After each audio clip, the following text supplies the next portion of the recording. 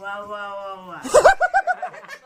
नमस्कार मंडळी, कशा सर्वजण? सगळे मजेत ना? तर आज सकाळी लवकर उठलो होतो आणि तेवढ्यात लहान भाऊ आला होता. म्हणला चल भाऊ आपल्याला कळमनूरला जायचं आहे. ताई आली पित्रासाठी. तर आम्ही गाडी काढली, फ्रेश वगैरे झालो आणि निघालो कळमनूरला. बघता बघता कळमनूरला आलो आणि ताई आमच्या अगोदरच येऊन बसलेली होती बस स्टँडवरती. तर मी आलो, गाडी वगैरे थांबवली, ताईला वगैरे विचारलं. ताई दाजीला म्हणली जा म्हणली थोडंसं आतमध्ये काहीतरी खायला घेऊन या. तर तेवढ्यात आम्ही आलो. मग कळमनुरीमध्ये दाजीला थोडासा दमाचा त्रास होत होता म्हणून आम्ही आलो मेडिकलवरती. गोळ्या घेतल्या, थोड्याशा दमाच्या गोळ्या वगैरे घेतल्या, बिल वगैरे केलं आणि निघालो. ताईने थोडेसे फ्रूट सांगितले होते घ्यायला. तर मग आम्ही फ्रुट्स वगैरे घेतले, कॅरीबॅगमध्ये पॅक केले आणि निघालो परत बस स्टँडकडे. भाऊजी आणि मी बस स्टँडला आलो. ताई आणि लहान भाऊ गप्पा मारत होता.